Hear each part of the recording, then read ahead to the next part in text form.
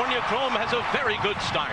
Samrod also up and after the lead, and Commissioner is close too as they race for the turn. General A-Rod is on the far outside. Now Victor Espinoza is going to get California Chrome to the rail in the lead, and an unexpected early challenge comes from Commissioner on the outside, and now Commissioner will take over, and California Chrome will be second early. General A-Rod is third to the outside. Wicked Strong is fourth. Then comes Medal Count fifth along the rail, followed by Tonalist. A 24 seconds flat opening quarter mile. It's 3 lengths back to Ride on Curlin, and then toward the inside comes Matterhorn, Commanding Curve, and at the back of the field, Matuzak and Samrod, and they make their way to the backstretch, and it's Commissioner who leads the way, and General A-Rod is second as they head on to the backstretch. Tonalist is third, and now California Chrome will be on the rail, and he's in behind horses. He hasn't been in this position yet in the Derby or Preakness. He's 3 lengths off the lead up the backstretch. Wicked Strong is ridden along to go with him. Then Medal Count to the inside, and they're being followed next by Ride on Curlin. They continue through a half mile in 48 and 2/5 seconds. It has not been a fast pace, and Commissioner continues to lead the way. General A-Rod is second, and Tonalist is third. California Chrome is fourth, and he's on the outside of Medal Count, and now Medal Count takes fourth. California Chrome has been taken to the outside now, and he's within 3 lengths of the lead as they run 3/4 of a mile in 1 minute 12 and 4/5 seconds. Around the far turn, Commissioner on the inside, General A-Rod, Tonalist. California Chrome is still fourth, but he is beginning to move on the far outside.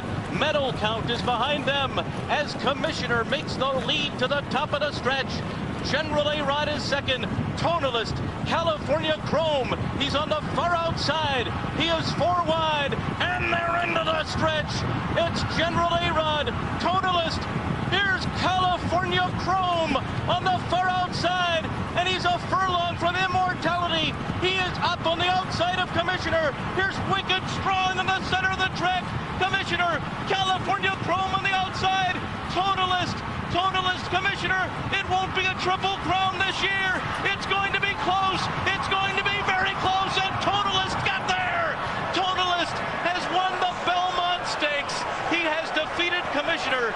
Wicked Strong and Medal Count were next, and California Chrome, in his quest for a triple crown, finishes fifth today at Belmont Park.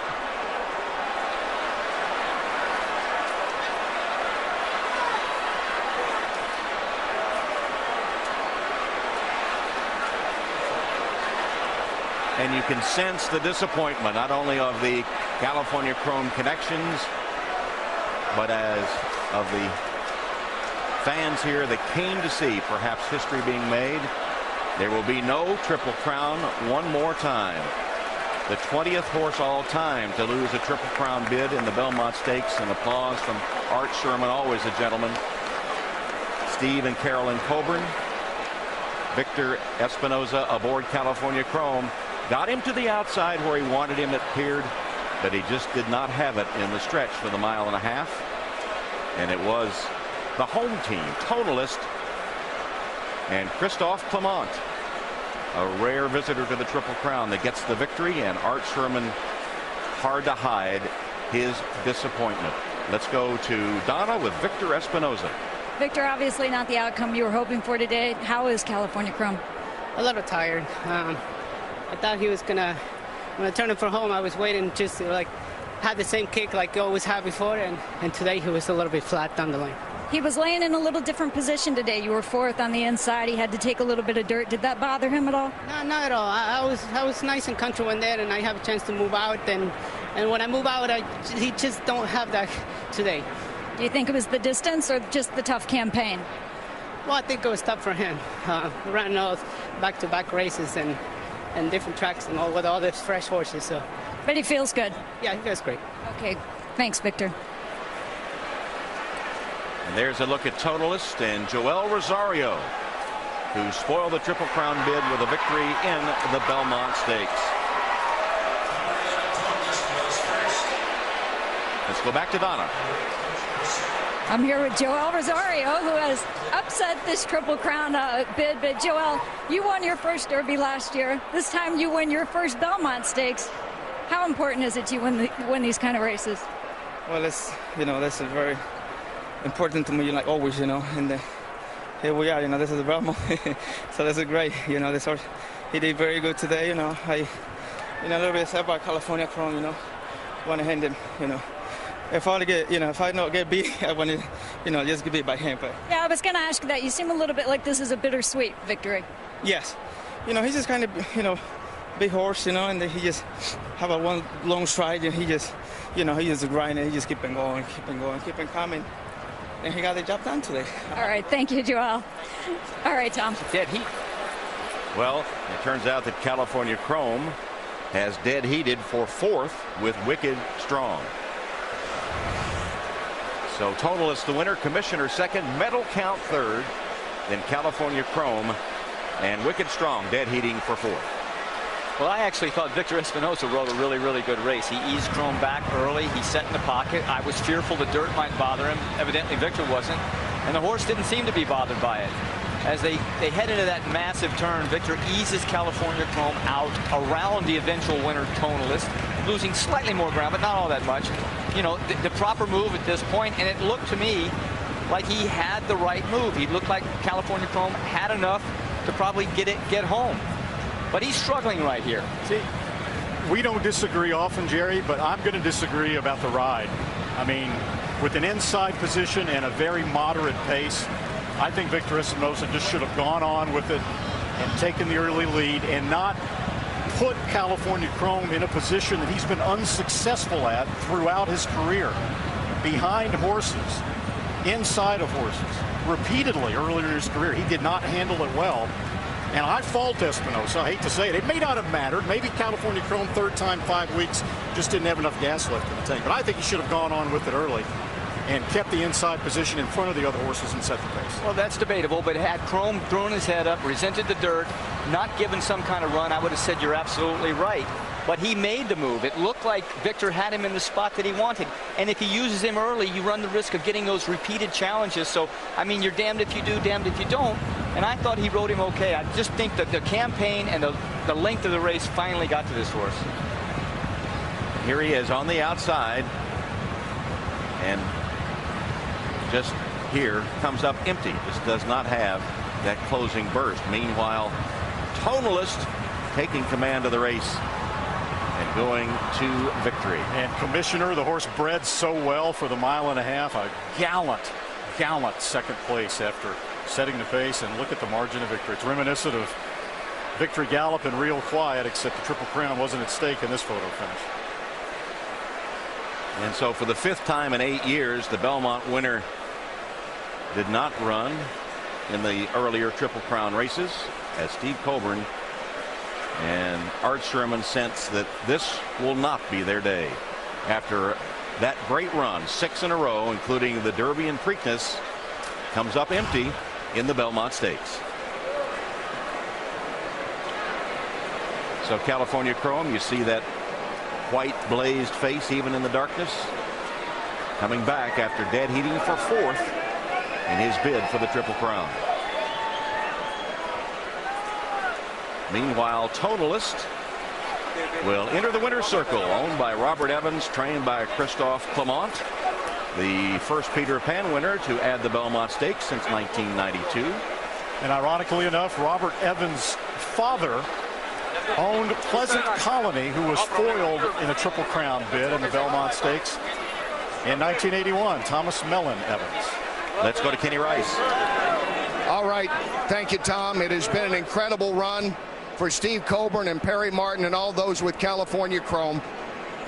Throughout it all, Steve, it's been an amazing ride. What were your thoughts as they turned for home? Well, I thought he was gaining ground, but he didn't have it in him, apparently. You know what? He's been in 3. This is his 3rd very big race. These other horses, they always set them out. They set them out and try to upset the apple cart. I'll never see, I'm 61 years old, and I'll never see, in my lifetime, I'll never see another Triple Crown winner because of the way they do this. It's not fair to these horses that have been in the game since day one. I look at it this way. If you can't make enough points to get in the Kentucky Derby, you can't run in the other 2 races. So if you had your way, you would say you got to run the Triple Crown or you cannot come up in the Belmont and be a fresh horse. That's right. It's all or nothing. It's all or nothing. Because this is not fair to these horses that have been running their guts out for these people and for the people that believe in them. For have somebody to come up like this is a coward's way out, in my opinion. This is a coward's way out. So you think they came right after your horse and that was the plan, just like they have other potential Triple Crown? Exactly. Our horse had a target on his back. Everybody else lays out one, or they won't run in the Kentucky Derby or the Preakness. They'll wait until the Belmont. You know what? If you've got a horse, run him in all three. If you've got a horse if you've got a horse that earns points to run in the Kentucky Derby, those 20 horses that start in Kentucky are the only 20 eligible to run in all three races. This is the coward's way out. Steve, I know it's a tough loss. We hope to see him down the road.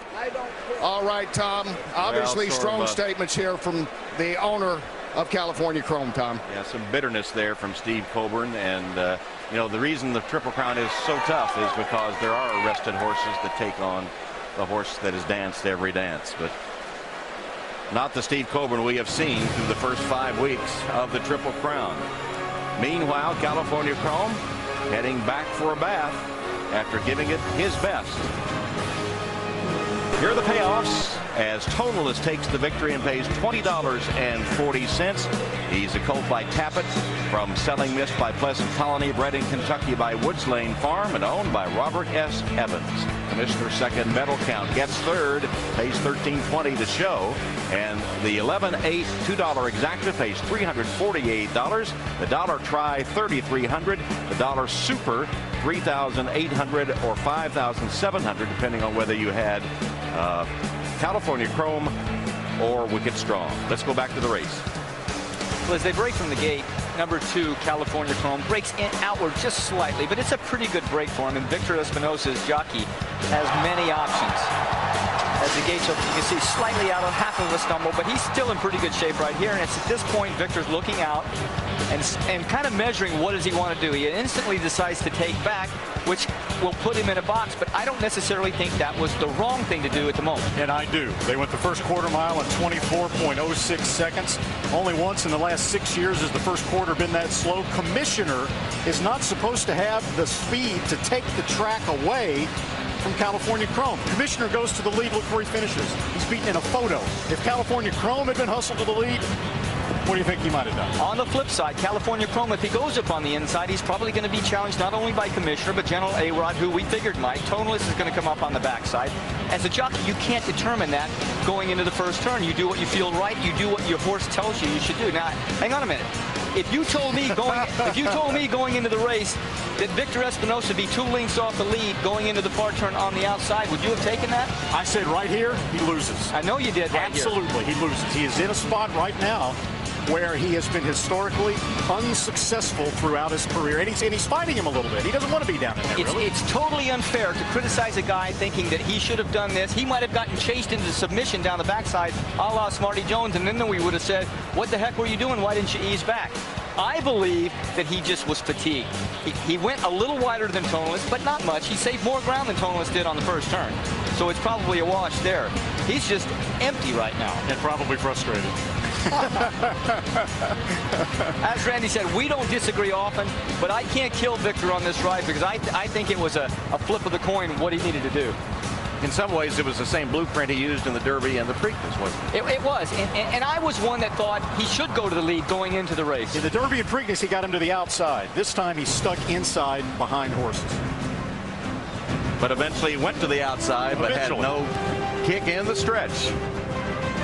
Meanwhile, Tonalist is the winner of the Belmont Stakes, upsetting California Chrome's Triple Crown run. Thank you.